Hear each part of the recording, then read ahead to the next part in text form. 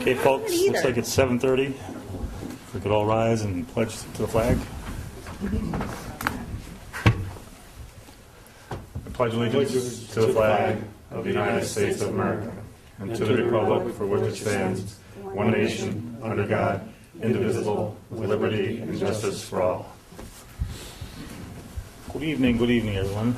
Welcome to the February 4th, 2013 Village of Red Hook Village Board meeting. What we could do, in your packet you have the minutes from, on top I have the workshop from January 17th, and then our regular monthly meeting. I know I've reviewed them, and does anybody have any additions, alterations, or corrections? We had 2 meetings this month, and what we could do is later on tonight we'll set up our budget workshop meetings, so if you could we'll set that later tonight. I did have a correction. Sure. Where you at? This is on the task force and infrastructure minutes for the Red Hook Water project. I gave some substantial completion dates and final completion dates. Okay. 2 contracts we have. Contract 1, which includes the Prime General and Prime Electric.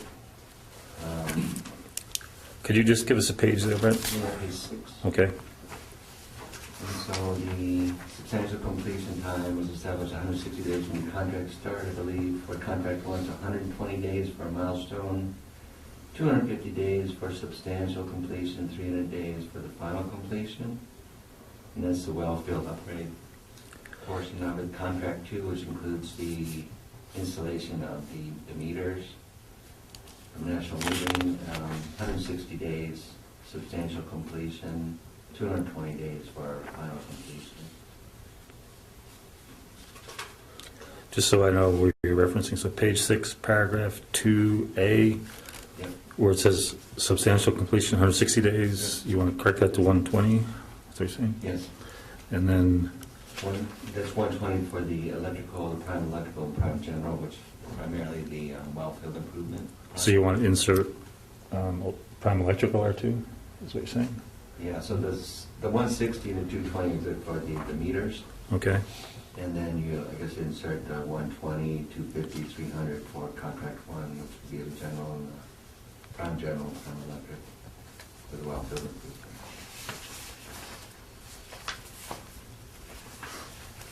Okay. Clerk, do you have that? Mm-hmm. Any other alterations or corrections? So I move that we amend the village board meeting of January 7th to include those notes from Brent. It sounds like the clerk out of that. Is there a second to that? 1 second. All in favor? Aye. So moved. And then is there a motion to accept the village board meeting and the workshop meeting minutes in January? Second? Second. All in favor? Aye. So voted. Thank you. Let's see, Clerk Cole, Treasurer's Report. Balances as of,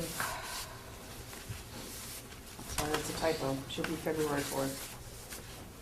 General fund, $188,279.19. Water fund, $85,950.51. Trust and agency, $14,769.18. Resource recovery, $1,444.55. Petty cash, $25.43. Village green, $2,483.16. Hard scrabble, $4,353.15. Health insurance, $2,440.88. Monthly expenses, general fund, $212,906.16. Water fund, $56,563.84. Trust and agency, $14,749.18. Resource recovery, $3,702.05. Okay. Anybody with any questions? Or is there a motion to accept the treasurer's report? So moved. Is there a second? Second. All in favor? Aye. Aye.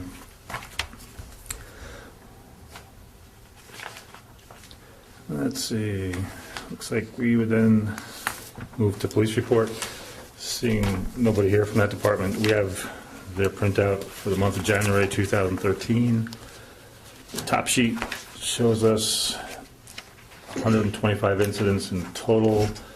That breaks down the Village of Red Hook 90, Town of Red Hook 35, and then uniform traffic tickets. Total of 112. The breakdown is 85 in the Village of Red Hook and 27 in the Town of Red Hook. And arrests, there were 7 in the Village of Red Hook and 4 in the Town of Red Hook.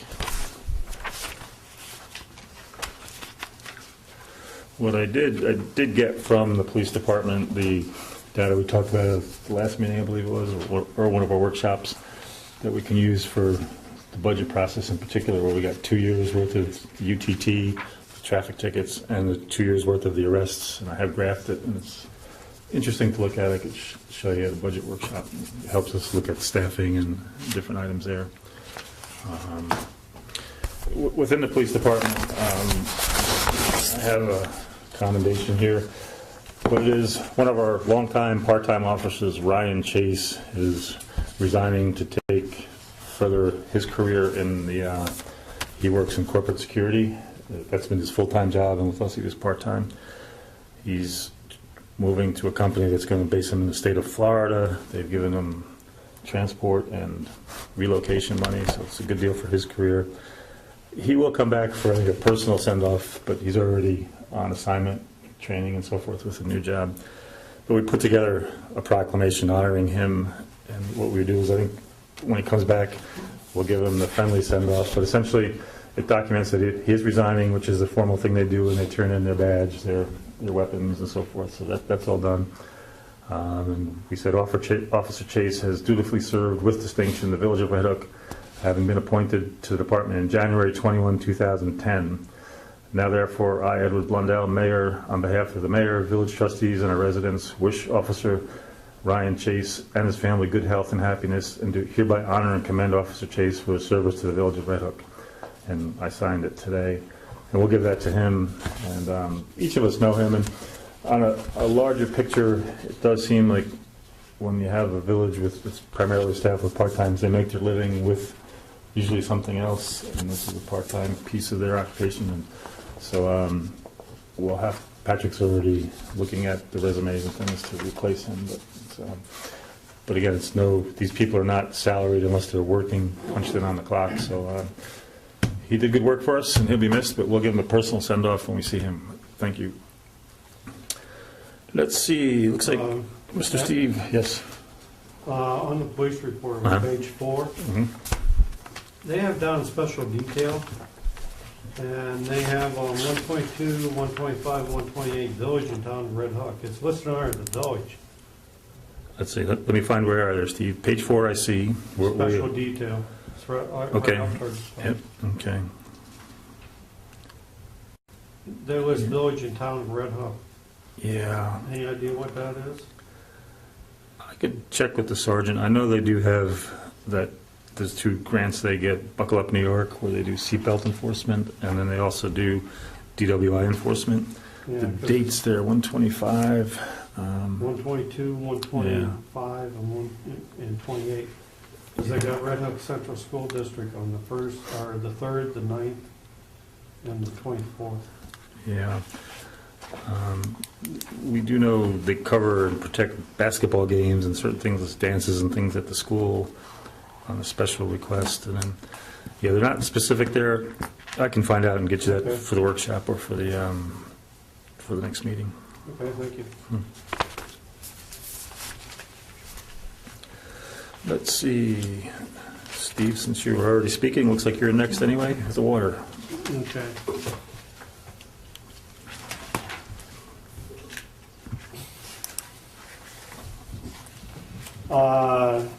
Okay, as soon as I can find it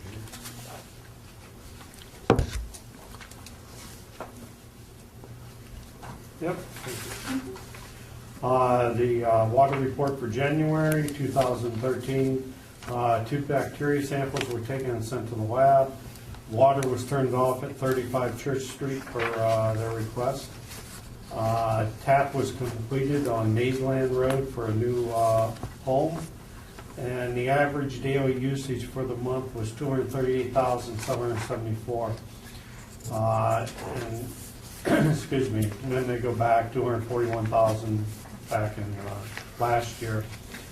What I did was I looked at my spreadsheet, and the 238,774, it's been a constant decrease in usage since the summer, since August. It started decreasing, which it does just about every year, but this year it's been going down every year, the decrease, so it's looking pretty good. Yeah. Good.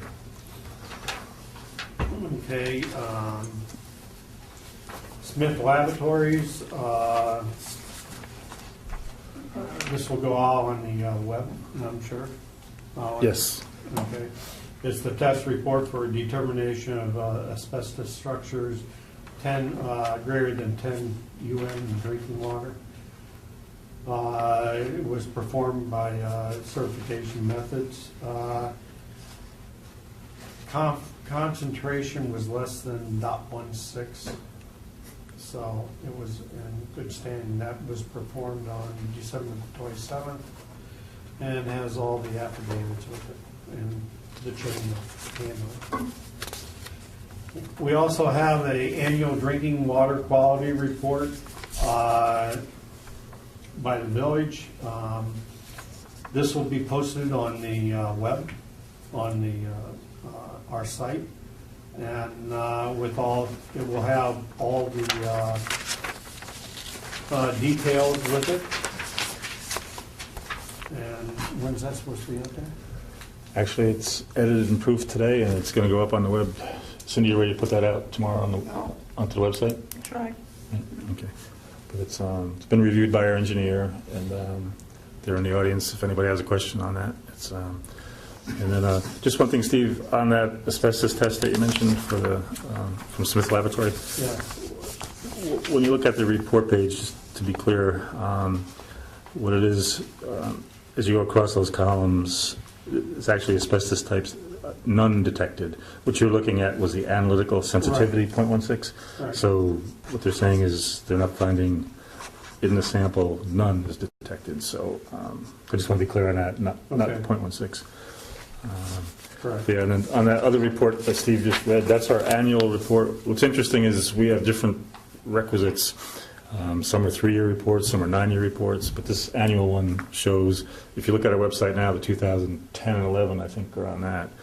And what's kind of interesting is look at numbers and see if there's any changes, but they seem to be holding fairly standard or routine there. And maybe while we have Steve and the water on the floor, I think the signs are up and work is starting over at the well field, the main well fields with the big project.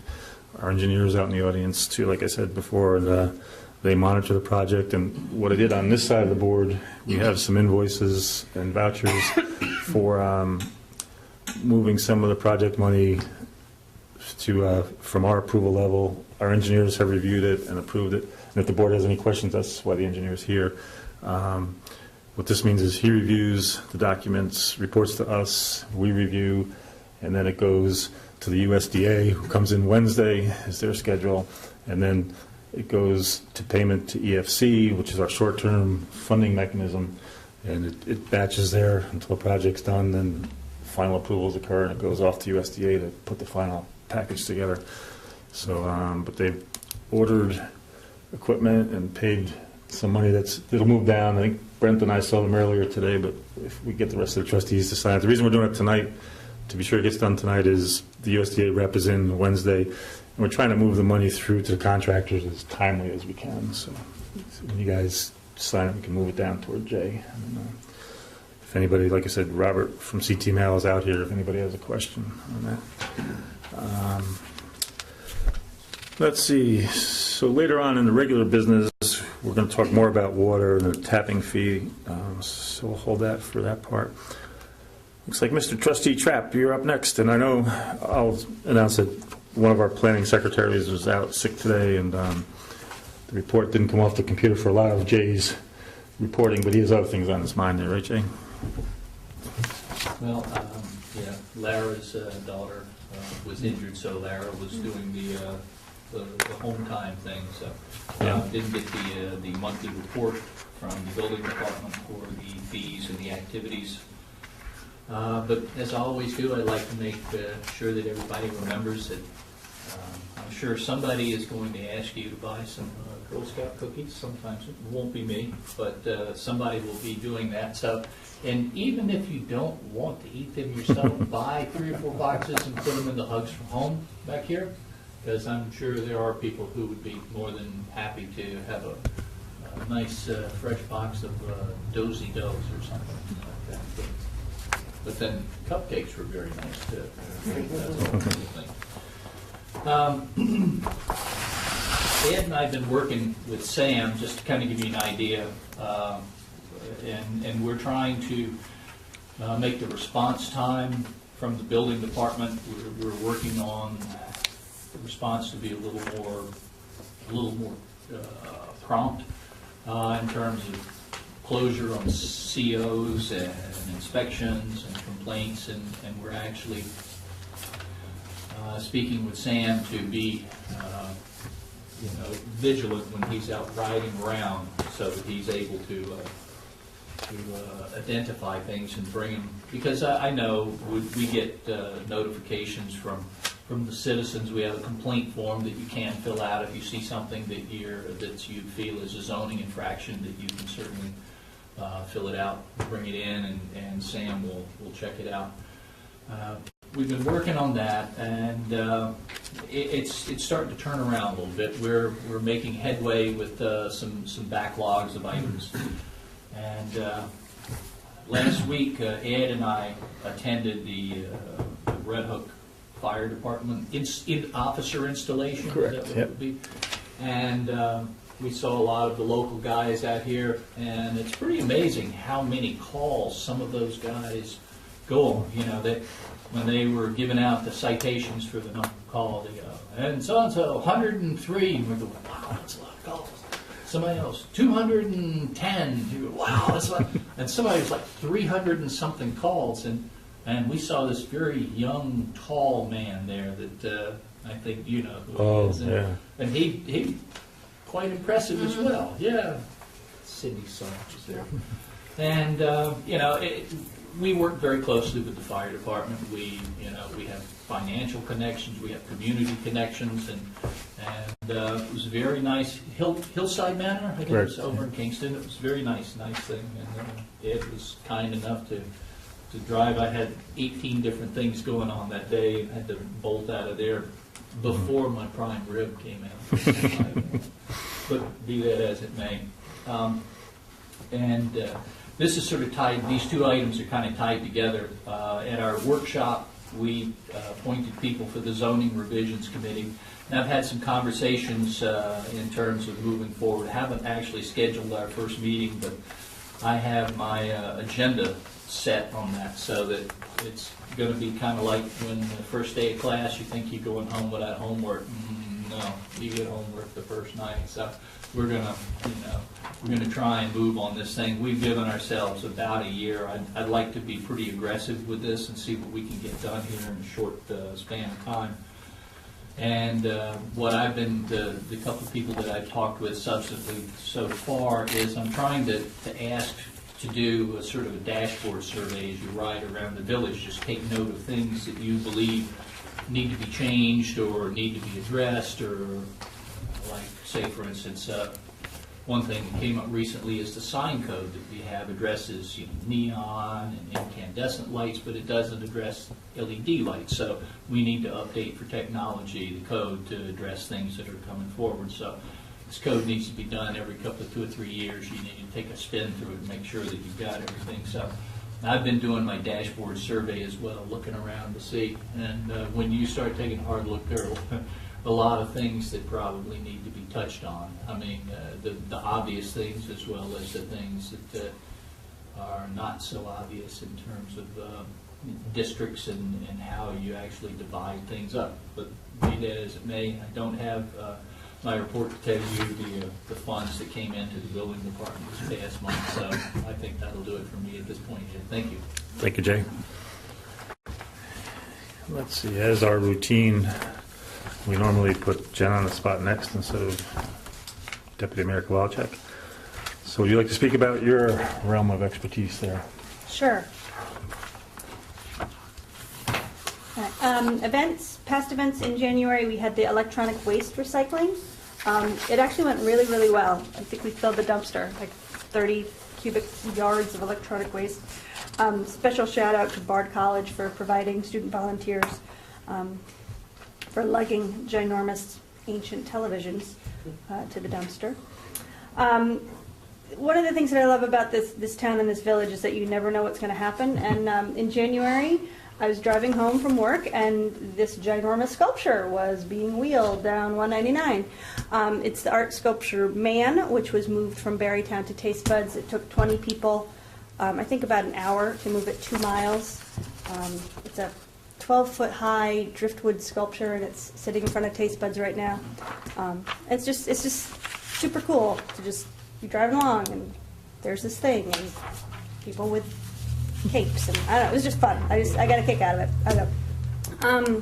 That same night, actually, the Elmendorf had their soup night, which I had been looking forward to since the last year's soup night. It was a great fundraiser. It was packed. There was a lot of soup, a lot of great bread, music by Grass-Fed Bluegrass Band. Coming up, February 23rd at 6 p.m. at the Firehouse will be the Red Hook Film Festival, which will feature, I think, about 4 short films. Advance tickets are $8 for adults and $5 for students and seniors.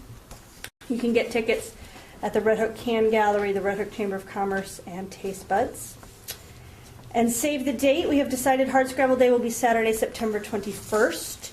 We're going to be having our first planning meeting this Thursday, February 7th at 7 p.m. here in the Village Hall, 2nd floor.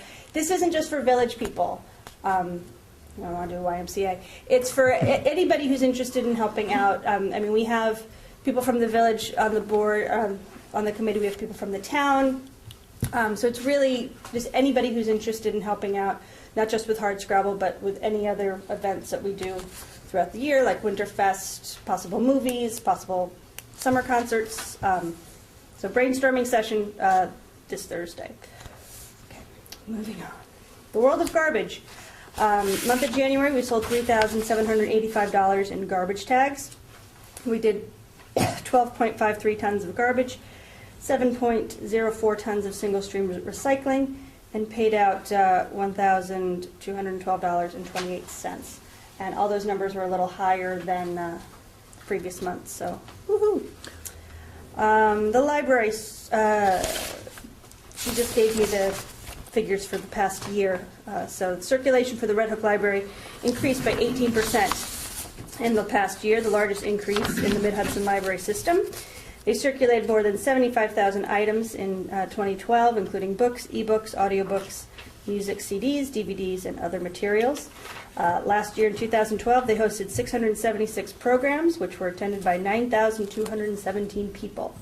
All in all, they had visits from 162,084 people. Many people came to use the computers, checking email, doing whatever they needed. Coming up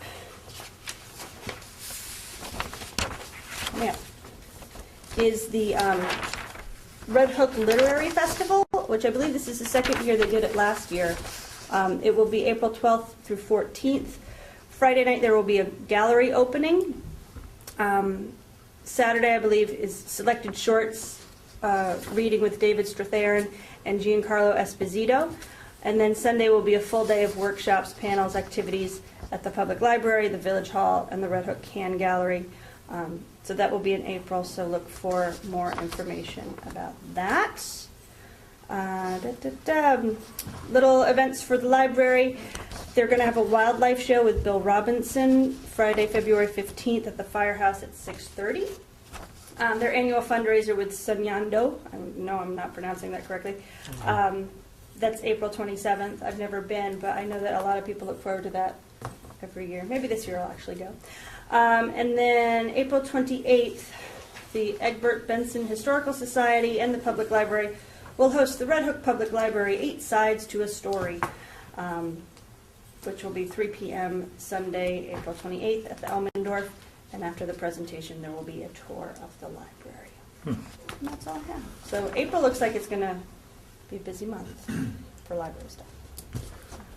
And you did announce Hardscrabble Day, but the Rotary has announced that they will, again, take over, as is historically the way, Apple Blossom Day.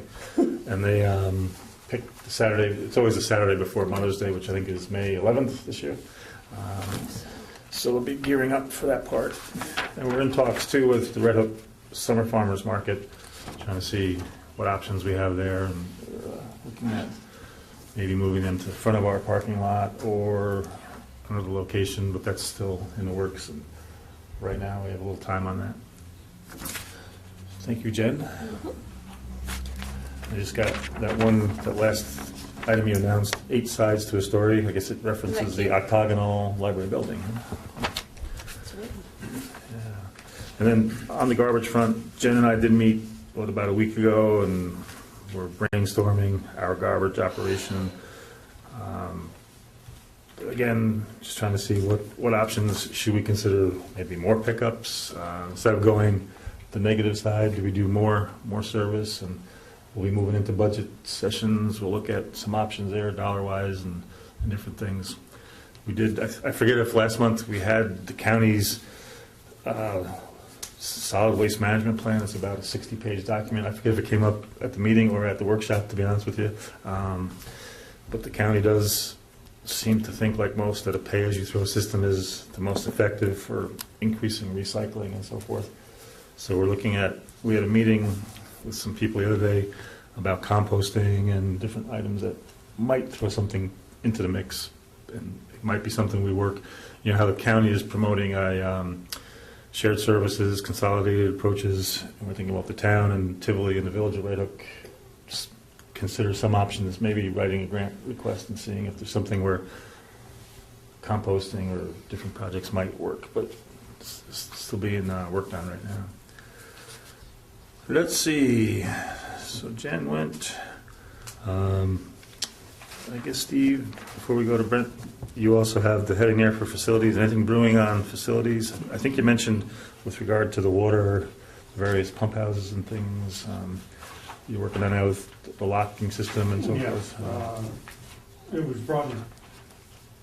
One day I had to take one of the groups through there, one of the companies that's doing the water project. And Ed was busy, Dan was off that day, the other, Jake was busy with the truck. So I accompanied them, and one of the issues was I needed to go out with them so I could unlock the doors, or the locks for them.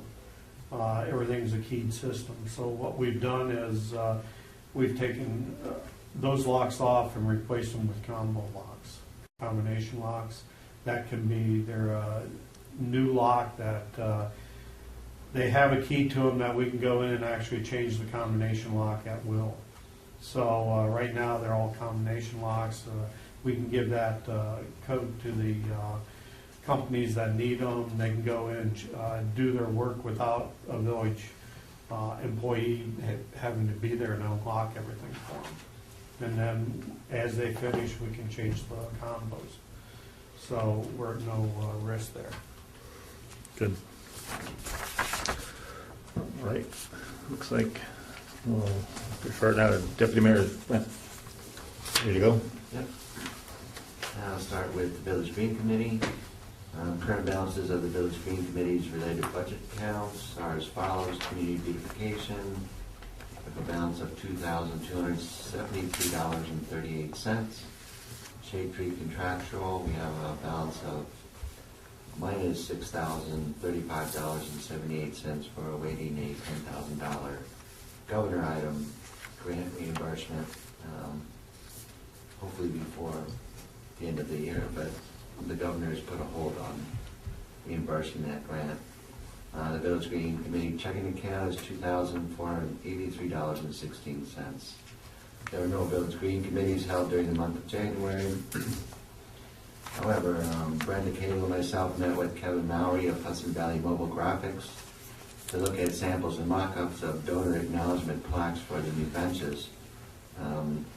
These plaques will acknowledge donations made by the Red Hook Chamber of Commerce, the Red Hook Rotary Club, and Kearney Realty Development Group, as well as future memorial plaques for residents interested in adopting a bench in memory of a friend or a family member.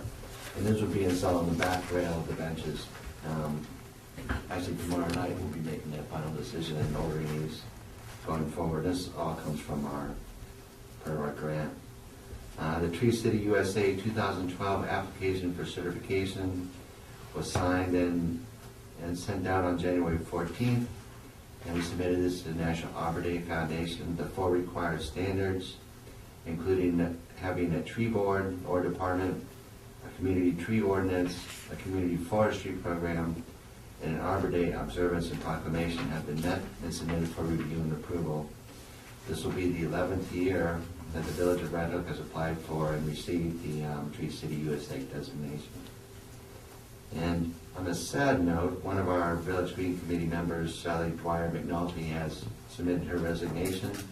So on behalf of the mayor and the rest of the trustees, we'd like to extend our gratitude and best wishes to Sally, and we're hoping that her and her family will still participate in our annual tree planting sessions. And any resident interested in belonging to the committee can contact myself or Brenda Cagle or the village clerk, and we'd love to have you on board. The highway department. Residents are reminded to remove basketball hoops, sports, and other equipment from the sides of the streets during the snow plowing season. The village will not be responsible for damaged equipment remaining on the sides of the streets during snow plowing season. The village snow ordinance is in effect from November 1st through March 31st. And this is no parking is allowed on village streets from 11 p.m. to 6 a.m. during this period. Vehicles parked on village streets may be towed before, during, and after snow or ice storm to facilitate removal of snow and ice. And the cost will be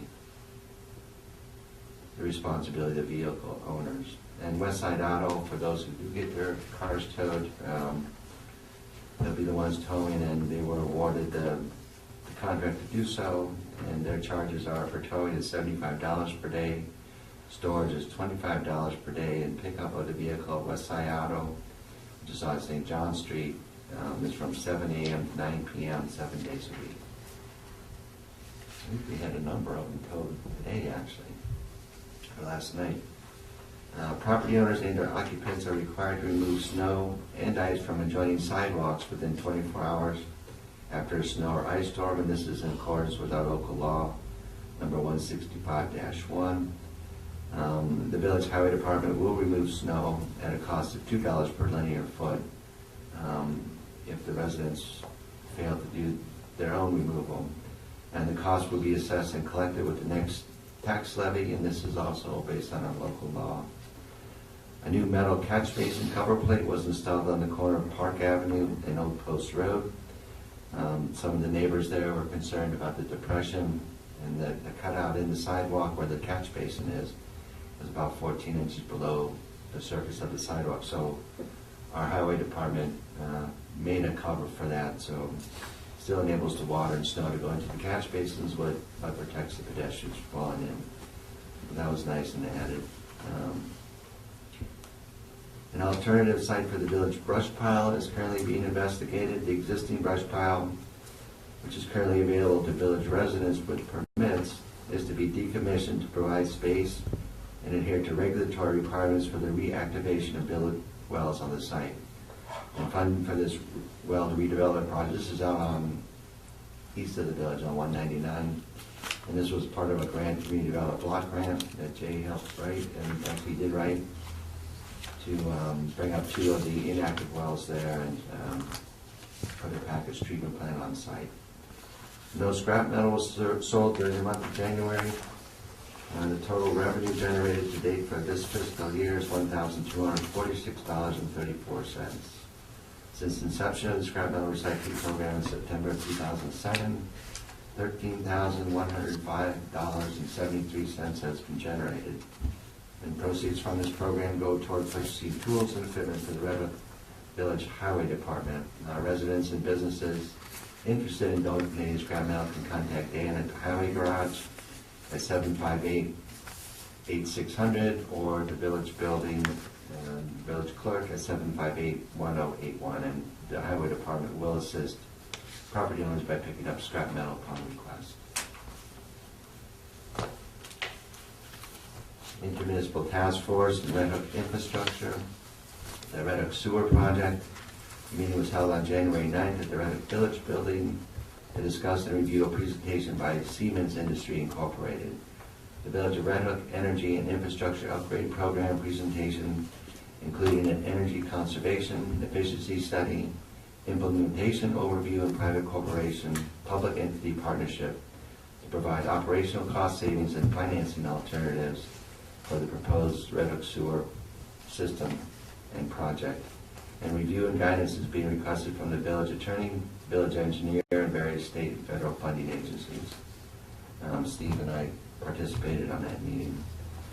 Meeting was held on January 18th, also at the Village of Red Hook building, to discuss the possibility of the Bard College Center for Civic Engagement and the Environmental and Urban Studies program to conduct a series of tests of ground and surface water sources at various locations throughout the village. The purpose of the tests and studies will be to determine if failing or inadequately sized existing septic systems and what effect they have on the village drinking water supply. And so we'll continue to work with BARD whatever we can and hopefully get some of the costs mitigated. The Red Hook Water Project, from aside what's been spoken about already, documentation from the village and supporting regulatory documentation from the prime contractors are being finalized. Construction signage, I guess, appeared today, was our first sign that came up and should be up there and running. The Village Board of Trustees also like to thank the Red Hook water customers for submitting contact information with their water bill payments. A database is being assembled for the contractors, specifically national metering, to inform and contact customers regarding the individual water meter replacement. And so we're anticipating this to get going hopefully in March, beginning of March, if not earlier. The Red Hook Village Pattern Book and Architectural Guides. Progress is being made to complete the final draft edition of the pattern book, anticipated to be submitted for review by the village trustees in February. The pattern book and architectural guides is being developed to provide instruction and guidance to the village's planning board, zoning board of appeals, design professionals, and prospective property owners, including the proposed Red Hook Village Traditional Neighborhood District and General Business Infill Development Plan. Emphasis is being placed to develop guides for new development that is sensitive with and complementary to the historic and traditional architectural context of the village's existing residential neighborhoods and general business district. The Intermunicipal Task Force. The task force met on January 4th, 11th, 18th, and 25th at the Red Hook Town Hall. The task force is currently reviewing and proposing amendments to the existing zoning regulations for properties located within the National Historic Landmarks District, Land Conservation District, Institutional District, and the RD5 districts. Demolition regulations of historic structures and amenities, build-out provisions, permitted uses, historic and natural resource survey, and environmental overlay map, scenic viewshed, bulk regs, and proposed establishment of a historical architectural review committee are being reviewed and discussed. These recommendations are being prepared for consideration by the Red Hook Town Board and for the consideration of the villages of Red Hook and Tivoli.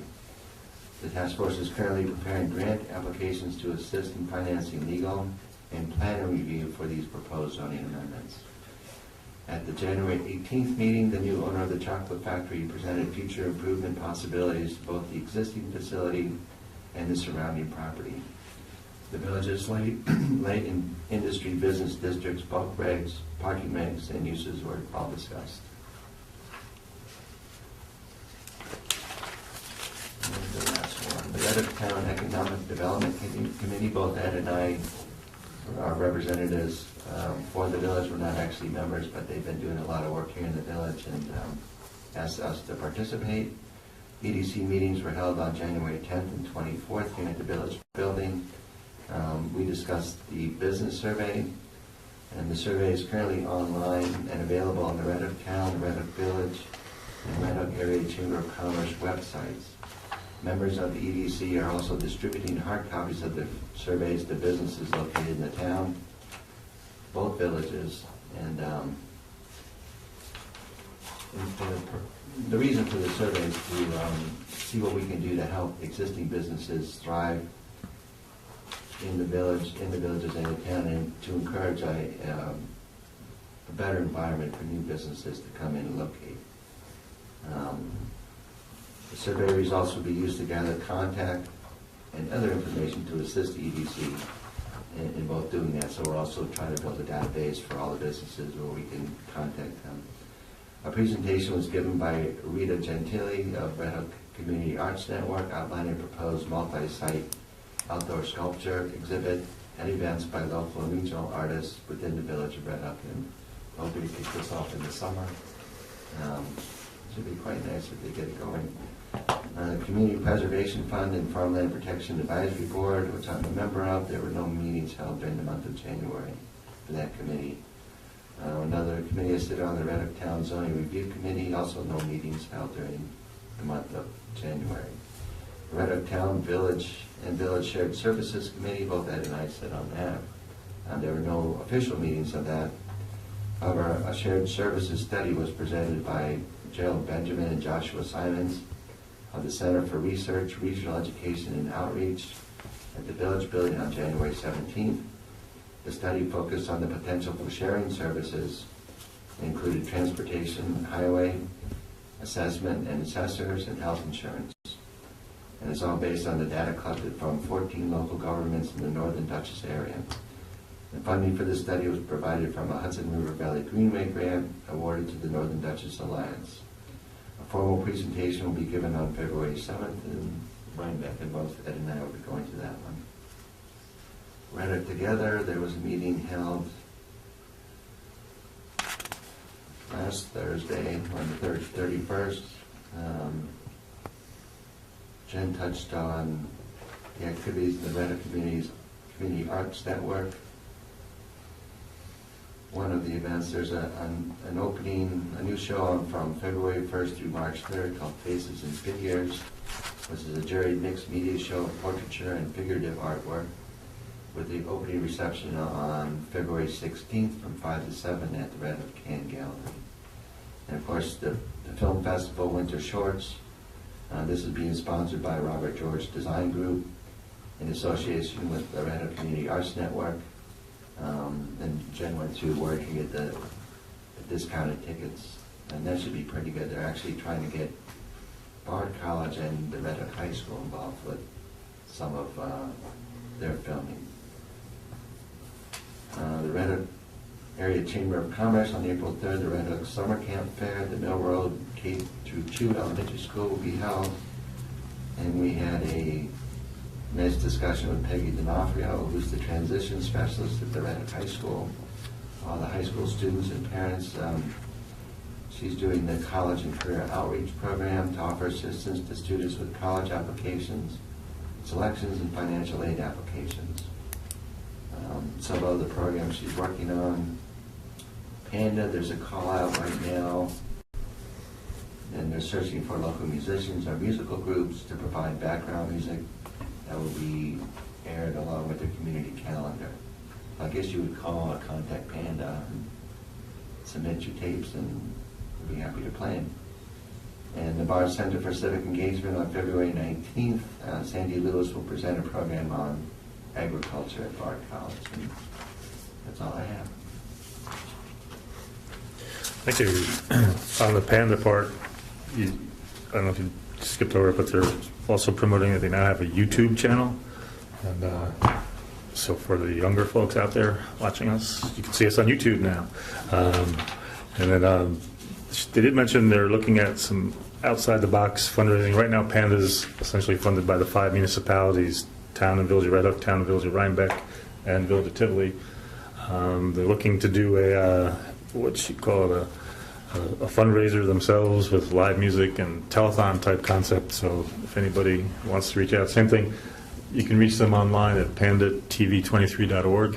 They have a new, pretty active station manager, Danielle Maloney, and she's really pumped up the energy there. And it seems like they're trying to get a little more creative as far as fundraising instead of relying us on the munis as their sole source. So my thinking is if we could help them, it'd be good. But unfortunately, the telethon can only happen at their studios. They have to film right there. And I was thinking we might be able to merge one of our spring events to an event, but they can't get it out to the network from anywhere. But they don't have satellite transmission trucks, do they, Steve? It's joking. So they have to be in their studios. Anyway, and then when you were reading one other thing, let me see, Brent, I thought I had a question on something. I guess not. If you could think about it, then let me know. Okay, I don't see enough. I don't see enough as it is. Let's see. We'll go to the regular business piece of the evening. I might jump around here. The budget workshop, let's go there first. Like we said earlier, there is a constraint by municipal law where we start to look at a budget. And just so you guys could write this down, and I'll tell you what I'm thinking. March 20th, we have to present a tentative budget to the board, and then on or about April 15th, we have to have a public hearing, and then we have to be done with our work by May 1st. And everybody knows a village budget does not follow a calendar year. It ends May 31. So that's why that is different than a town or other governments you might be familiar with. What it means today is, of course, a Monday. I'm thinking a week from Thursday, starting a routine Thursday night weekly session. Those of the board that can make it, we would welcome everybody, of course. But if everybody can't make it Thursday, I kind of think we do it routinely. They might not be long, they might be short. I'll do some presentations. I've got a model working on an Excel spreadsheet with the prior couple of years' budgets and a 6-month point of this year's budget, and we can use that as a basis. And things are looking like we're turning them around. I was optimistic when I ran a couple models the other day, but we have to get everybody's input. The police department will give a presentation, the highway, different folks get to put a little request in. Whether or not we grant it is another thing. We still have the 2% tax cap to deal with, and the governor of New York's budget is implying some possible assistance with regard to essentially stretching out your pension obligations. But I think from a business standpoint, it doesn't make any sense. You're essentially promising to pay later what maybe you can't pay today. So what's to say you can pay it later? I mean, it seems like it's putting off something down the road that we should just deal with today, and but we can kick that around too. It hasn't been formally passed by the state, but he's promoting that in his package. So anyway, my thought, folks, what's the board? I think if So we what are we did 7, talking, starting Thursdays, starting a week from this Thursday. So. which would be Valentine's Day, just so you know. Oh, is it the 14th? Come on, Ed. I'd love to spend Valentine's Day with all of you. Have a candlelit. Well, there I was don't chocolate. know. I don't care. I don't yeah. care. My husband works that night, and it doesn't matter. Do you take your wife out Thursday night or Saturday night? Or both? Don't you want to start this week? No, we have a Well, meeting mine's Thursday, earlier. this Thursday. But I'm thinking, how about those that can make it, the 14th, we make it, and What time? and I'd say let's do 7 o'clock so we can get out. What meeting this Thursday? The We have a Hardscrabble. meeting. Oh, So, does that work? Thursdays down the other end of the world here? Yeah. And, yeah, we'll bring, of course, Cindy will be preparing her model. What Cindy looks at is debt obligations that go away by being paid off, which is a great thing for us. And then different details like the new cost of health insurance and things that'll be quoted and placed into the budget. So, guess we'll go, a motion, we'll do budget hearings starting February 14th every Thursday. And if we get it done, we can stop by a certain date too, but I'd rather have this rolling into it. And, no, I think it'll be pretty good this year. So is there a second to do Thursday budget meetings? I second it. Any more discussion? And public's welcome to come, but there is a formal public hearing that we'll set as we get it done. And like I said, the deadline for that is April 15th, but we'll announce that as it gets closer. All in favor of Thursday sessions? Aye. Good.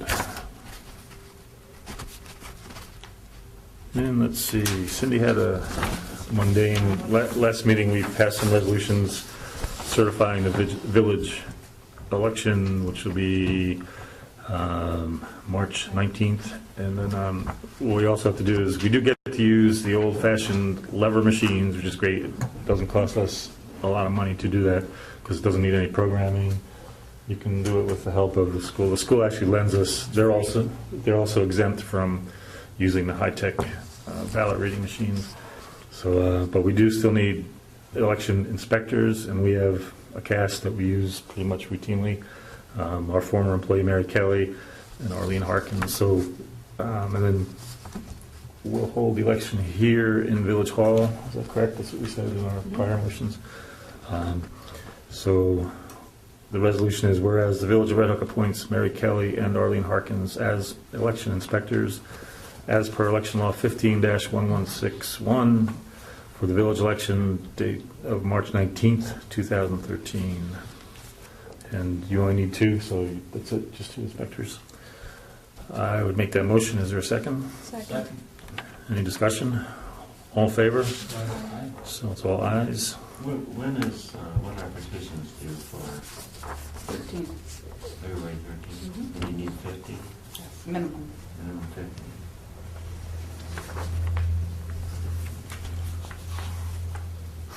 Water tap fee adjustment. I know Steve and I were talking this over. Steve, do you feel comfortable talking, or I'll go ahead? Currently we charge $2,500 to do a tap connection, and that means if you have a new house and you want to get connected, we pay our expert and so forth to dig. Jay and I talked about it too. We have a project underway in Knollwood Commons where he's offering to dig his trench, do the connection and so forth, but we don't want to do that. Maybe, Steve, you want to throw in a little concept there, what we're thinking when we're talking, and I'll look at this price a little bit. I want to correct something on this piece of paper here. What it is instead of if the person is going to dig the trench and put the parts in and submit to the village so we can inspect it, we're looking to drop that fee.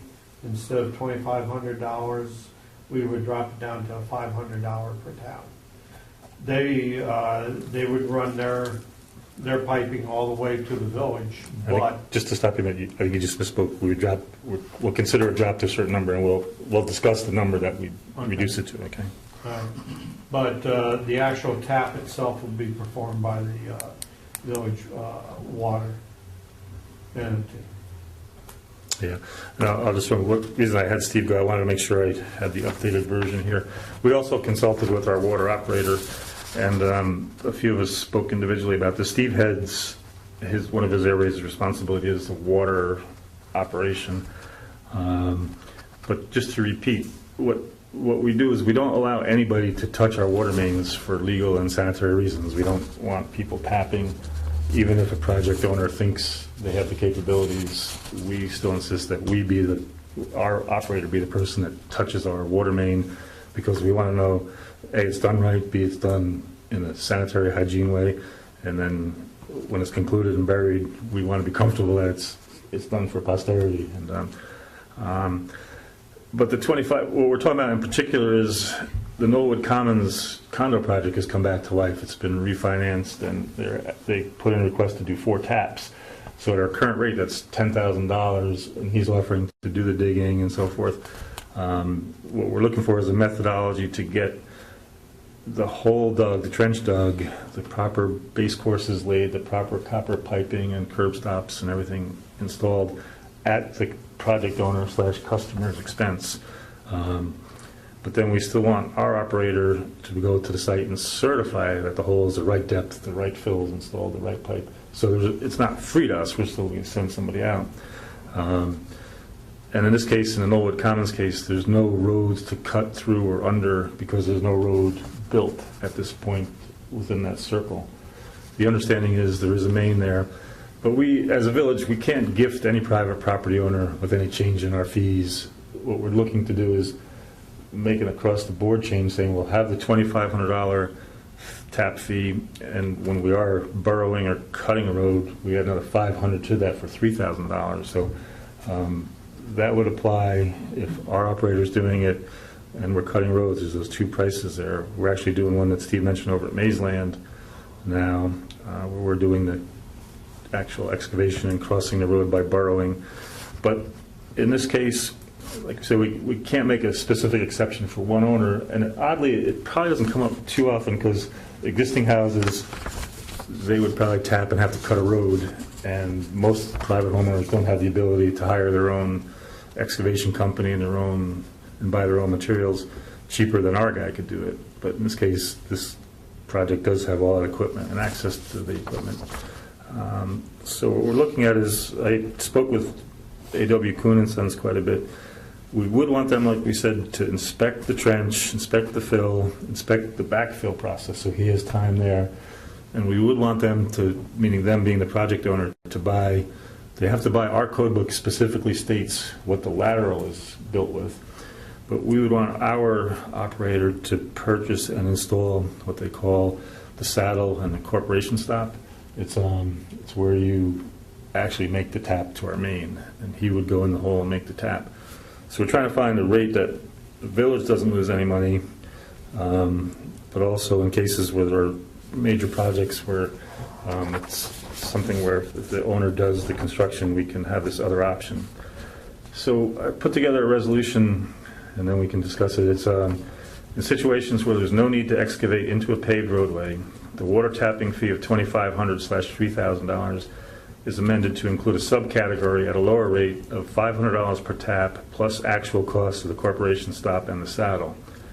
This would only apply where the project owner does the entire trench excavation in accord with related code, installs the required components per code, and allows inspection by the Village of Red Hook's water operator.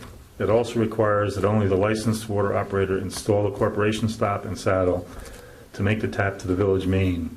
The project owner would then complete the backfill of the trench in accord with code. Existing forms and application process requirements still apply. And the way it works, it comes to the planning department because it's part of a construction project in most cases, in all cases. And so we would essentially be putting a subcategory in regard to our tapping fees. And I'll make a motion for a second just so we can have some discussion on it and we can work on it a little bit. Is there a second? Second. In discussion, I tried to explain the underlying part of it for the board and folks outside the board. My intention is to try to get the wording that we're not letting the guy fly by the seat of his pants, putting anything in the ground that he comes up with. And our code does specifically say the type of copper pipe and the size and different things, and they would have to put a curb stop and different things. Trying to get it all in there so we have this other category to exercise if we need to. And again, the key thing is, I think where we see a lot of problems is when we have to cut into a road, it costs our operator more money, and we often end up with sagging, settling, even when our operator gets to do it. So that's why that early part is, it only applies in cases when nobody's cutting into our roadways.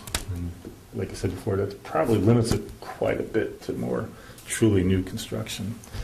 And in this case, the water main is already installed through that loop, so it's a full loop through that project there. Are we losing money by having them do it ourselves? By having No. them do it themselves? No, what I'm trying to do is design the rate. What I did with Bucky was say how many hours would he need to go and watch and inspect? And then how long does it take him to make the tap? And it looks to us like the 500 picks that up Okay. properly. And then rather than have the project owner buy the wrong saddle or something where Bucky has to go back,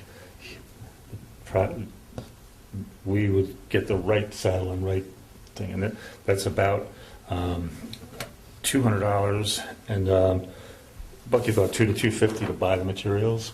So the way I structured here, and that's what I look at, it's $500 plus the actual cost of the corporation stop and a saddle. So if those material prices go up, we could get that covered the way this is worded. Since the project, since they're going to dig the trench, Mhm, put the piping in up to where we put the tap on. mhm. Now, if he installs, and I only bring this up because the operator is mentioned above, that this operator will put a road in. Once that's all done, in a few years, if he has a failure, it's understood that it's his responsibility. From that tap all the way to the feeds, or the distribution point, it's his responsibility.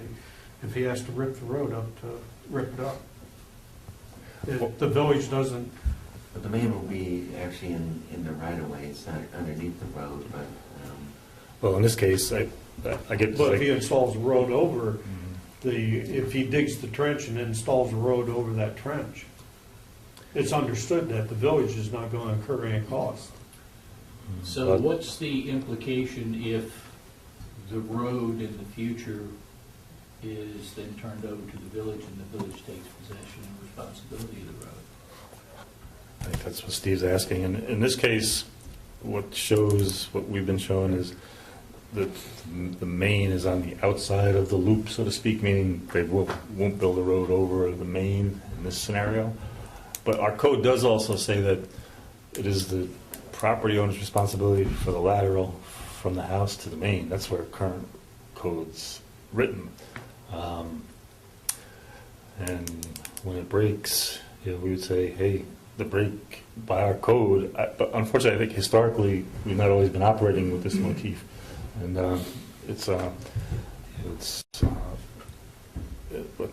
but your scenario is more when there's a break. This scenario is on the install side. I don't know exactly how to deal with both ends of that spectrum. He has problems, our main runs here, he has his lateral feed, that lateral feed's going under a road. It's his responsibility. Well, that's what they're kind of suggesting. Yeah. I think Right, that the road isn't installed yet. Right. but it's planned, and I think the way, my understanding is that the main's gonna run not under the road. The word the road is planned, they have a plan for that, it got site plan approval. And the main will run on the outside of that, not underneath the road itself, but in the right of way. So if there's a repair that we have to do in the main, we don't have to rip up the road. And if there's a repair to the lateral to the main, we still don't have to rip up the road. So Well, that would be important to verify, just to make sure that the road is not, the main's not gonna be paved over with the road or the laterals. I understand your concern, it's a good one. But it would be important that we know for sure, where that main is in relationship to where their planned road is going to go. right, and then to Jay's point, what happens if the village takes over that road? Which I think that's Well, the intention. As a general rule, when there is a subdivision, we don't own the road until the whole project's done, but then there is a way of dedicating the road back to the municipality. So But- we incur all future costs. Well, we That don't. road has to be ripped up, we Yeah, incur it. we don't build the road, but we then plow it, and if potholes or whatever, we would be a village road in the end game. But I still don't know, in this scenario, the engineering sketches upstairs show that the main is on the outer perimeter of what will be a road. So it's toward the buildings, outside of the road. So they wouldn't be cutting the road here, But I don't know how we would deal with that, because, How about to the curb shut-off, Ed? I'm sorry? How about to the curb shut-off, where you have your shut-off, have Bucky put that in, and let Yeah. him go from that point? See, ironically, right now, our code doesn't really specifically describe curb shutoffs. And it talks about a run from the house to the main line. I'm thinking as we all are right now, I don't know that, I'm trying to think of scenarios where this can arise. It's probably only in new construction, because in most cases, our main is under a road. I don't know, I can't think of too many.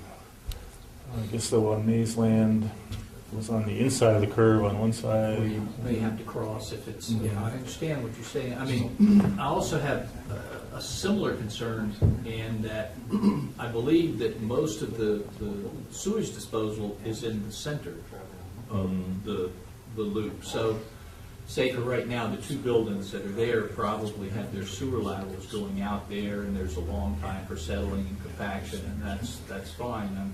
And then come future, there may be a shorter span of time between the installation of the building, the sewer laterals, and the installation of the road. So, and we need to, I mean, that's a good thing that we have a span of time in between the installation and the acceptance of the road. So if it's going to fail and settle, we do at least have a little time so that we don't have to eat a road that was improperly installed. And I think before we accept the road, it has to be built to standards too, so I think we need to have the opportunity to inspect. Do we go to Dutchess County standards or thing? I'm trying to think what we did over here on Lower Lane and Women's Way. I think it might have been county. I placed it called the Wayne Hildenbrand at that point, and I think he referred to county specs at that point. Don't hold me on that one, But just back, I guess I'm not sure if we're at impasse or what here, because the scenario that Steve raises theoretically can't occur.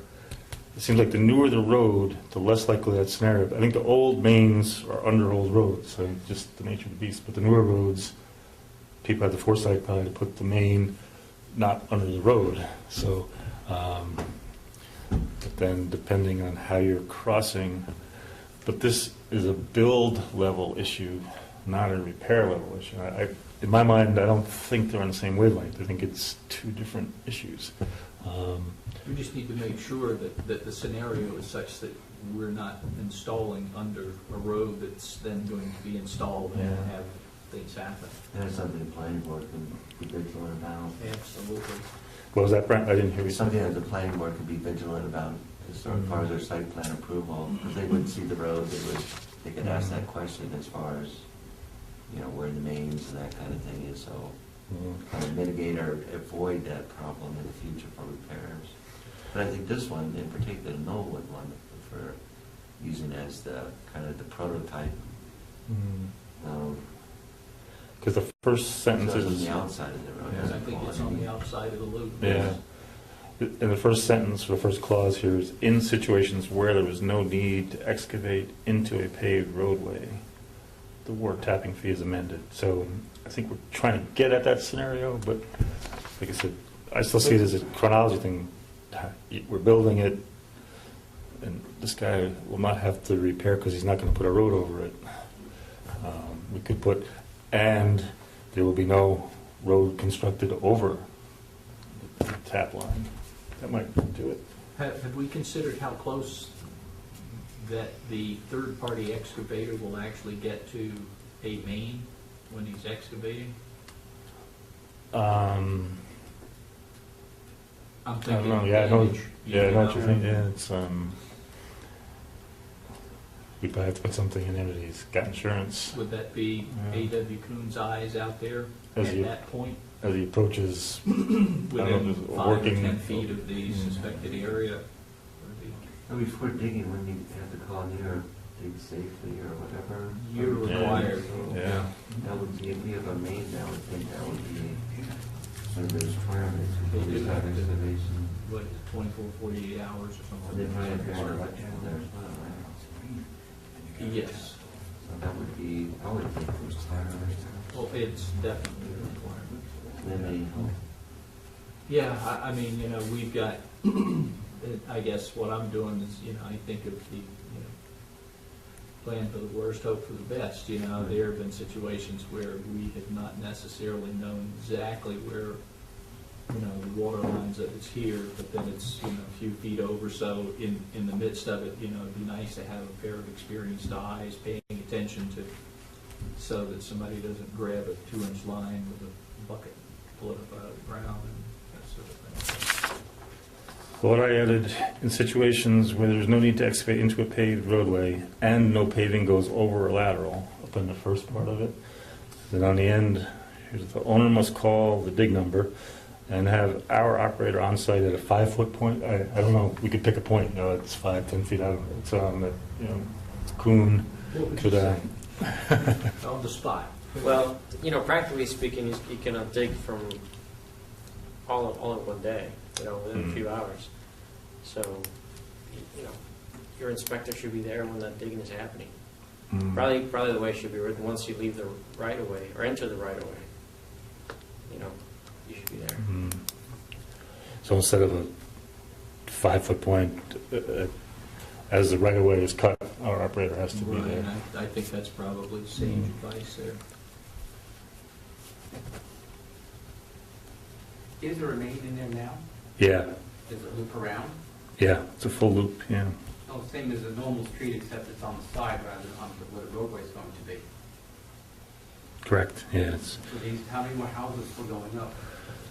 they have plans for There's 5 total. yeah, 5, so there's 2 Those ups. are going to come off the road over the main. So any equipment coming in, bulldozers or whatever, they're going to be riding over the main, which will be protected by a roadway.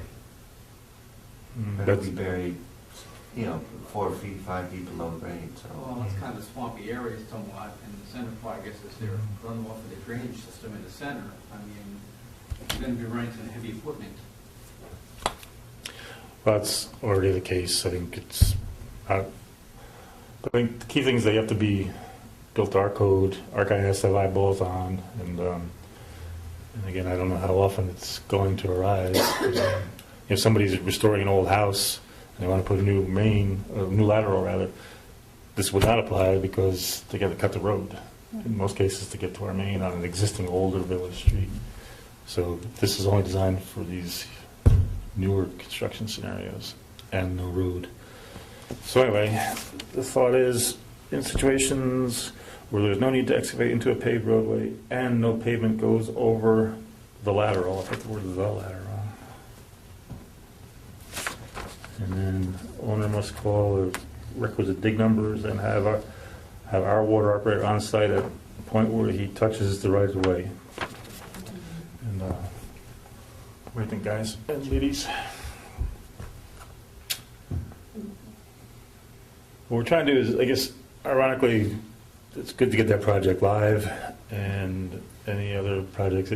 I think whenever our first $2,500 tapping fee was set, it was designed to deal with tapping into the road. I think that was the major consideration, the road expense and the road repair expense, versus here it doesn't exist. You know, so it almost seems like it's heavy in my mind. I think Bucky was informing us at that time when he was working in 199 or somewhere, Yeah. and he had to, you know, have traffic control, and it was like a great expense to repair something, and it was killing us. So I think that's where it started.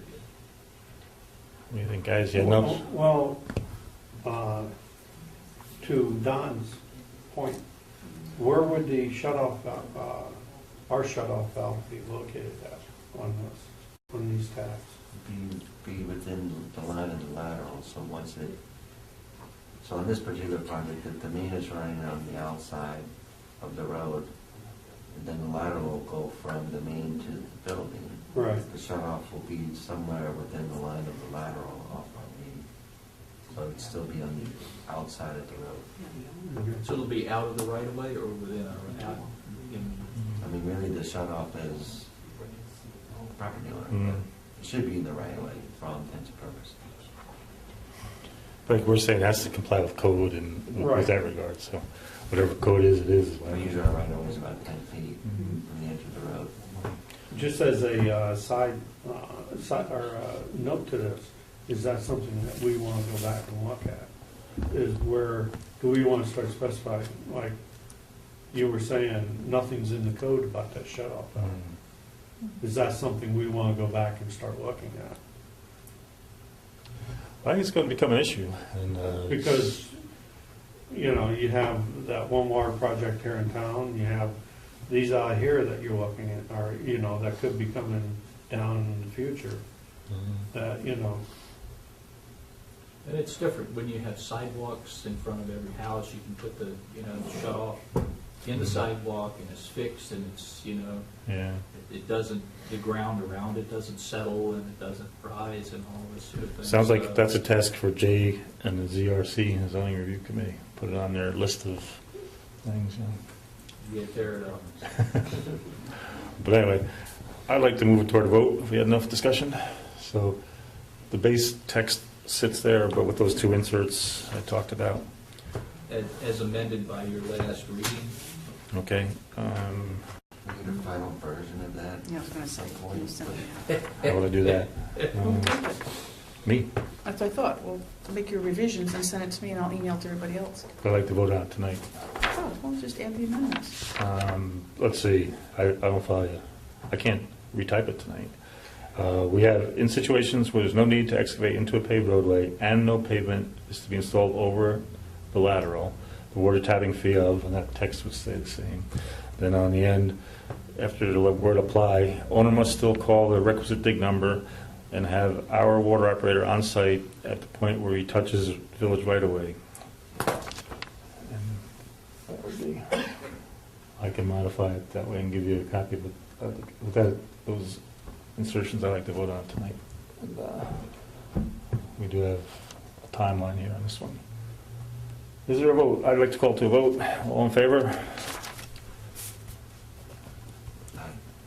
Aye. 3. Right. Aye. Thank you. Is there a second on that? Second. I think we did, no, we did second way back before discussion. Discussion, yeah. We're good there. Let's see. Thank you, gentlemen, and thank you, audience, for your input. The SRO school contract, we've handed that out. What I want to do, folks, is I'll describe it. We have an existing arrangement with the school systems, and we're renewing it with some modification. Some of it, in my mind, requires that we go to executive session because, quite frankly, with the events that happened in Sandy Hook, Newtown, Connecticut, the school is requesting some additional assistance from us and our SRO officers, but some of it does involve scheduling and timelines and things. Well, we could put it aside for now, and we'll do the rest of the meeting. What I'm thinking is, I'd like to take it into executive session because it does have direct impact on public safety. And we can talk about the nitty-gritty in executive and then come back out and vote on it. But we won't go now since we have folks out there. One thing that I put before we go to public comment in other business for me and all of us to work on is, in line with this huge USDA water project, we do have to provide an audit to the USDA, and internally our board, we have an annual requirement to give the state controller's office, it's called an AUD form. It's essentially an accounting audit of the village's book on an annual basis. Historically, we used some local firms, and I think for a couple of reasons it's time to move on to a true CPA firm, the full designation of a certified public accountant. So Cindy ran some ads and got some requests or some proposals here, and there's a twofold situation here. For the acronym AUD is the annual village audit that lists all our activities and so forth. You've seen it, it's about 50 or 60 pages thick. That's the AUD, and in this accounting CPA world, the same firm cannot do the A133 audit, which is the USDA audit, and do the AUD, so we really need two different firms. in our annual budget, we do have a line of about $4,500 for the AUD. And there is no line in our budget for the A133, but the A133 is included in the cost of the project. There's a certain amount of money in the project cost because it's known at onset that it has to be audited. So we sent these requests out, and Cindy has a spreadsheet here. I think three responses came in. She shortened some of the firms. I don't know this firm. They have. They were out of Rochester. Rochester. Oh, Yeah. okay. But they're a CPA firm. Yes. Yeah. Just for you guys to know, one firm, Sador and Company, is based in Dutchess County. This Patterson Koski firm is based in Columbia County. You guys have a little copy down there? I'll share over here. When one looks at it, Patterson Koski bids on the AUD $4,750, and the A133 $12,500. And the A133 is a much more complex. It's a full bore audit. The firm out of Rochester only bid on the AUD. They bid $6,500-$7,700 to give it a range. They're way higher than the first guy. The firm out of Dutchess County, Sador and Company, bid $3,700 on the AUD and $12,000 on the A133. But like I said before, the same firm can't do both. So I think we have to do a little Sudoku thing here. And you can see Sador also bid on a court audit. We do have an obligation as a village board to do an annual audit of the courts financials. This year we had one done, but they were aware of that and they were bidding on that too, but we don't need that this year. The timeline on this is the AUD is done at the end of our fiscal year. They take all our books and they do the AUD, and I think they have 60 days to do it, and then Cindy forwards it up to the state controller's office and puts copies out here. The A133 requirement, they would run the project fiscal year, so they would do the year we're in right now. Most of these auditors said, though, that they're super busy from January to April 15th with their regular tax accounting business, and so they would probably start after that. Generally, auditors just take up a workstation and go through all the accounts we have and everything. My thought is, looking at it, guys, Sador and Company's the low bidder on the AUD, and they are from Dutchess County. And then Patterson Koski's $500 higher than Sador on the A133. I'm going to take a pause for a minute. What I was saying is, my thought is that it is time we move to the true CPA firms, to still a higher level of expertise. And then if one takes the proposals, Sador is $1,000 less than Patterson Koski on the AUD, and Patterson Koski is $500 higher than Sador on the A133. So it looks like crossing an upward angle there is the best way to do it. And like you said earlier, Cindy had run it in the papers to get responses and so forth. And we also put out some feelers to other sources to get some auditors. But The question I had, Yep. that would be, have we done, have they sent any references, people at Patterson and Koski done USDA auditing before? Yeah. So we Yeah. on that learning curve issue, and so we've done some due diligence on these two firms. I've got pretty extensive. Yeah. resumes Uh, on all of them. Yes, they both are very familiar with A133 audits, and they have done USDA, not just water projects, but there's different projects that USDA funds, and they're very familiar with them. It tends to be they have a staffer that does A133s that they assign to this type of case. Actually, this firm out of Rochester has the most with government, the experience with government, the pages of Mhm. But they didn't give state us- offices. give- They're just higher. Well, they didn't give us a number for the A133s. Yeah. And I mean, just thinking that they'd have to send somebody over here, that's quite a ride from Rochester. But to answer your question, Brent, yeah, they are both fully familiar with what it takes. And they both do AUDs also.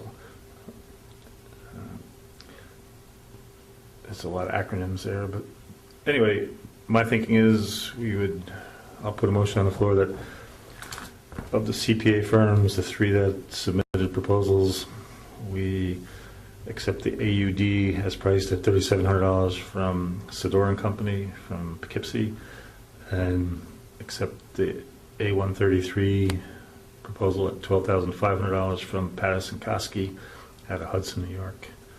Is there a second? Second. Any more discussion? Yep.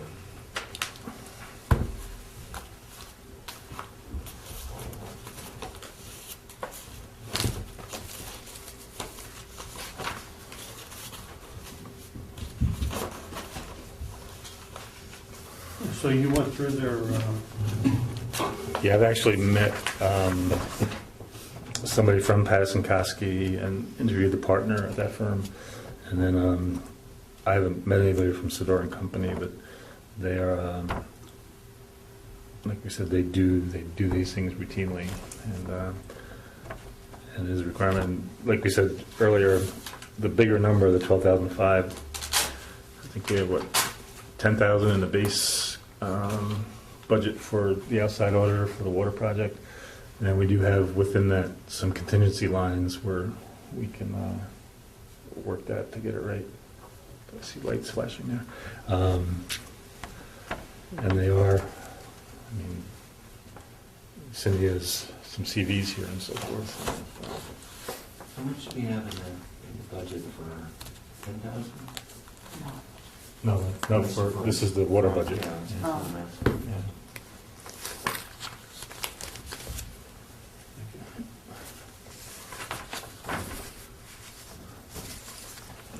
What we could do, why don't we postpone a vote for a few minutes while Steve looks through those things, and like I said, we do have to go to executive session briefly, but I would like to first ask the board, any other business from the board before we go to public comment? All right, public comment. Yeah, and on that situation that you were talking about with the school, with the security, Mhm. I heard it on the radio this past January that you made a contract agreement with them to contract to the school for security. Mhm. Mhm. What's the story on this? I mean, we shouldn't really get involved in that. Well, Internally, the school should take care of their own thing, with cameras and whatnot, right? mhm. And we just answer the call if the call is needed. Why should we provide that protection, is what I want to know. Well, we don't have to, but we do have a trained police officer with SRO. We have multiple SRO officers Will at we the try school. to find a job for those guys, or what? No, we can talk without being specific as to the shift. We can talk pretty specifically. What it is, we currently provide them school resource officers with a certain amount of hours per week, and that contract expired December 31st, and they want to renew it, and they want to add some more time. A lot of it has to do with we have good officers, and B, they and the general public have a perception they want a little more presence. But we are providing school resource officers. It's not changing the nature of the assignment or anything. And I think the Freeman, I don't know if, I didn't hear it on the radio, but it was Carrie, it was a reporter at the board meeting, I think. But what we want to do is discuss it amongst the board, and then we'll come out and vote on Yeah, it. you discuss it and everything else, but do we get a chance to vote on it or anything else? Or Well, is it your decision or what? well, it's the board, but here's the thing you have to remember. The way our part-time officers work, and this will be discussed in the executive session, we have an hourly rate that calculates our wage costs, our benefit costs. There's a number. We know what it costs to run an hour of police protection, and their offer gets to that rate, the hourly rate, and then we just have to decide, do we want to give more? And a part-time officer can only work up to 20 hours a week, and so it's not a direct increased cost to the village. We will have more money moving through the system, but it's not a negative draw to our budget, the way it's designed to be. If we give X number of hours, they pay for X, and it's designed to be self-supporting. It's not like the general street patrol where there's nobody paying us to be on the street. You know, so. Well, you get paid. It's costing us $500,000 for the police department, right? Well, They get paid. It's that high, but it's not. Yeah. But see, but in a sense, we're saying the same thing. When they're out on the street in the patrol car, the taxpayer's paying for it. In the school contract situation, it's being paid for by a different party, but it's not you and I directly School paying taxes. for it. Yeah, but School it's, taxes are paid. and- Yeah, tax. but the school gets to run their security needs, and they would either go somewhere else or come to us, and it's no direct, like I said, it's not a hit to our budget. It doesn't take an existing budget line and shatter it. We would just Can't add. be helping it. What Pardon me? about the liability part of it? Bringing an automatic weapon into school on a regular basis now. Even an accidental discharge by a police officer, Mhm. multi-million-dollar lawsuits. I'm sure the If board, the the school board, wants the to- board thinks of if that. The school will give you insurance that covers a $20 million claim or something, that they give you in writing, and they have a policy that excludes liability from the village. Mhm. It's going to be part of the village liability. Whatever you're getting from them now, you're going to have to triple it. Well, like I said, George, we do have an existing contract with them. It's nothing new, and it's a been. knee-jerk reaction. They're going to pretend it's going to solve everything. It can't happen. Well, I don't think we're not gonna get into the philosophy of I'm that talking level. about It's just, the it's, liability, the liability part. well, that's what we think of too. Okay. Well, One other thing. okay. Has the school ever thought about contracting retired police and security officers who don't need the benefits paid because they already have their retirement health insurance or whatever? Be much cheaper if they got retired people to do that. Yeah, I don't know if this school has. I know I've seen that in the national discourse, but then it becomes who do they work for? What's their training? And like I said, we're really not there as armed guards. We're the school resource officers, the whole community policing concept to it, and it's not a major change. It's an existing program that's gone up and down in hours over the years anyway, and it's a 6-month. It was presented if you signed the contract on the news, whether they got it wrong or right, No, that you contracted with them for security, no. not as opposed to what you have now. Could you say it again? I didn't catch the last part. You're saying right now it's resource people. I'm sorry, I'm not catching your You're words. saying this was a resource operation. Yeah. Mm. It came across on the news as being a security contract. It may not be correct. Yeah. It may Yeah. not be, but Mm. apparently it's a signed contract, or the deal is done, except you guys haven't even discussed it yet. So I don't You understand. can't even see the reason to even go there. We should just stay out of it completely. Why? Mm. We could go to the front door. What do you got, people in the school? You have people in the school? A school resource officer is in the school, yes. How many cars you got tied up on this? Those parts, I'm not trying to be a wise guy, but it's not, we can't really get into that sort of a discussion. But there's no loss of patrol cars to us. What do they do, take their personal car? We have enough cars, and it's not affecting the patrol in any shape or Well, what form. happens when the cars start to go? They're going to get old. We're worried about that There's too. another outlay. This is all 3 schools, Yes.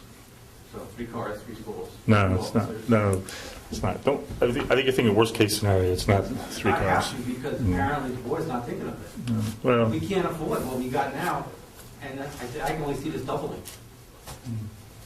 Well, think of it this way. If somebody's paying you to be somewhere, and it's not full-time people, and the rate is correct, there's no negative. You're getting school resource coverage. I think you're perceiving a negative where it isn't. But, Will, thanks for the input. We'll talk about it. I think we're just looking at the money end of it. No, I think the comment was we're looking at the money end of it. The money end's important because we have a fiduciary duty not to lose or waste money. And this particular project, like I said, we'll talk about this internally, but this part can be external, is there's also a safety of our children, and it's... Well, that too, and that, but, you know, the taxes keep going up. It went up $100 last year. Well, unfortunately, things outside of our control, You gotta look for places to cut. Get Yeah, a well- contract with the sheriff's department. Yeah. they could, and I'm sure they did. You know, it's... And it would likely be more, yeah. Won't be So that much more. I think, still more.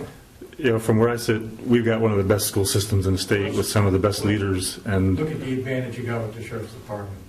Don't even go that way. Down there, and you got detectives and everything else. You got, you know, it's much more. They would be here anyway. If there was an incident, they would It's be here after the anyway. fact. Well, yeah. That's after. That All will right, come well, it's- after. folks in the audience, thank you. Anything else from the audience? I would move that we go to executive session to discuss a contract that has inherent public safety concerns, and rather than talk about shifts and hours in specifics, I'd like to go there. Is it, Vote on this? we're waiting for Steve to read. We'll come back and vote on that too. I just, Yeah. Let's go to executive on that, and is there a second on that motion? Second. All in favor? Aye. Okay, we'll be back shortly. Okay, we're back from executive session, and let the record show us, 9:22. We're back. Is there a motion to resume regular session? So moved. Second? Second. All in favor? What's Aye. going on? Thank you. We paid the bill, right? Yeah, I hear it well, too. that light bulb is bad. just, that's what it is. Yeah, what we did inside, we followed up on some specifics as to the number of hours and so forth. But like we said before going to executive, the hours worked will be directly reimbursed at the proper rate to incorporate our salary, our costs, our benefit costs, our management, admin costs. And what we're not willing to do is say the specific number of hours that the officers will be on duty.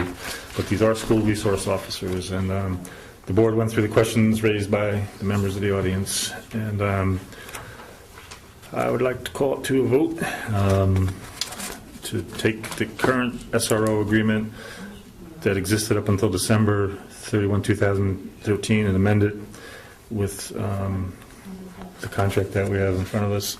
And it's effective until June 30th, 2013. So is there a motion to that effect? So moved. Is there a second? Second. Any further discussion on the non-scheduled parts of it there? So I think we hit the high points inside, and with the help of the audience, thought of all the aspects. And I would say that I would call to a vote that we approve the agreement until June 30, 2013. All in favor? All right, then we had delayed some action from earlier in the meeting on retaining the two different CPA firms. Where'd our little spreadsheet go? Here it is. Based on the submissions, it looks like Sedor & Company is the lowest responsible bidder for the AUD at $3,700. Is there a motion to retain Sedor & Company CPA to do our annual AUD report? So moved. Is there a second? Is there any other discussion? All in favor? Aye. So voted. And then on the A133, which is the USDA audit,